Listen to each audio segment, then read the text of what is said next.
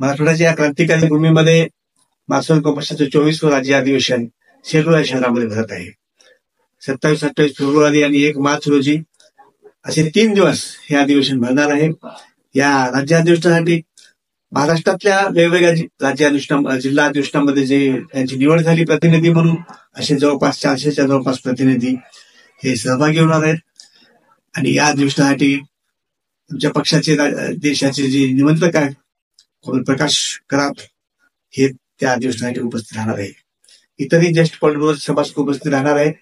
एकूण महाराष्ट्रामध्ये मागच्या 3 वर्षामध्ये पक्षाच्या ध्येय धोरणानुसार काय कामकाज झालं आणि पुढे पक्षाच्या ध्येय धोरणानुसार काय कामकाज कशा पद्धतीने करायचं.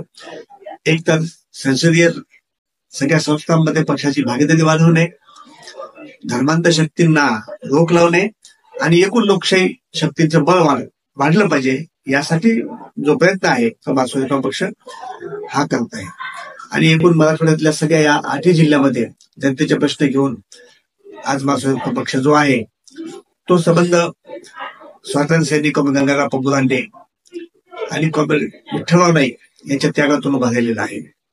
आणि आज आम्हाला म्हणजे अभिमान आहे की एकूण जो संघर्षाची जी परंपरा आहे, निजामाच्या विरोधातला जो संघर्ष आहे त्यामध्ये या दोन्ही नेत्यांचा सहभाग आमचा होता. आणि मार्क्सवादी पक्षाची जी बांधणी आहे ही तळागाळापासून आज मराठवाड्यात झालेली आहे. हे राज्याचं अधिवेशन यशस्वी करण्यासाठी मराठवाड्यातले शेकडो कार्यकर्ते आज कामात गुंतलेले आहेत. जनतेकडून भरभरून प्रतिसाद मिळत आहे. जे 3 दिवस जे अधिवेशन होणार आहे यासाठी जो लाखो रुपयांचा खर्च आहे तो सुद्धा जनतेतून उभा केला जात आहे. राज्यातली जनता तर मदत करतच आहे, पण विशेष करून मराठवाड्यातली जनता सुद्धा नगदी स्वरूपातली मदत असेल, जाहिरातींच्या स्वरूपातली मदत असेल किंवा प्रत्यक्ष जे 27 तारखेला उद्घाटन सत्र होणार आहे आणि जाहीर सभा होणार आहे यामध्ये प्रत्यक्ष सहभाग होण्याचा दृष्टिकोनातून सुद्धा आज तयारी मराठवाड्यात चालू आहे. आणि हे अधिवेशन आज एकूण मराठवाड्यासाठी पक्षासाठी तर आहेच आहे, पण एकूण जनवादी चळवळीसाठी, लोकशाही चळवळीसाठी सुद्धा हे अधिवेशन एक मैलाचा दगड ठरणार आहे. एकूण मराठवाड्याच्या सगळ्या इतिहासामध्ये, एक क्रांतिकारी चळवळीच्या इतिहासामध्ये आणि एकूण जनतेच्या पुढे चळवळी पुढे जाण्याच्या दृष्टीनं आज जे विकासाचे प्रश्न मराठवाड्यामध्ये आहेत, पाण्याचे प्रश्न आहेत, रेल्वेचे प्रश्न आहेत, इतर विकासाचे प्रश्न आहेत, शिक्षण आहे, आरोग्य आहे, या प्रश्नांमधला मार्क्सवादी पक्षाचा हस्तक्षेप हा दिवसेंदिवस वाढत आहे, तो वाढत जाणार आहे.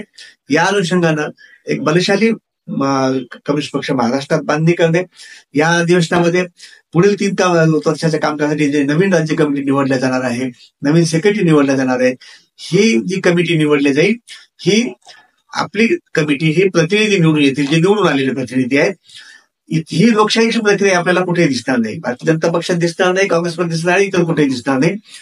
ही जिवंत लोकशाहीची प्रक्रिया मार्क्सवादी पक्षामध्ये आहे, ती या राज्य अधिवेशनामध्ये आज आपल्याला दिसणार आहे. यानंतर एप्रिलमध्ये जे मदुराईमध्ये अखिल भारतीय अधिवेशन गृह घातलेलं आहे त्याकडे सुद्धा आज संबंध देशामध्ये आज अधिवेशनाची सगळी प्रक्रिया आहे. त्याचाच भाग म्हणून सेलू शहरामध्ये हे अधिवेशन यशस्वी करण्यासाठी जनतेने तन मन धनापासून आपलं सहकार्य करावं, जाहीर सभेलाही उपस्थित राहावं असं आवाहन मी या ठिकाणी करतो.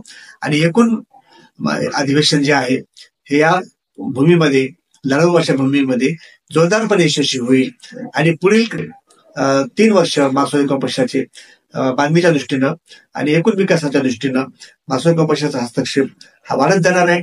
या सगळ्यासाठी या अधिवेशनाचा नक्कीच उपयोग होईल या दुर्दम्य आशावादासह या ठिकाणी थांबतो. इन्क्लाब जिंदाबाद. जनशक्ती YouTube चॅनेलला सबस्क्राईब करून बेल आयकॉनवर क्लिक करायला विसरू नका.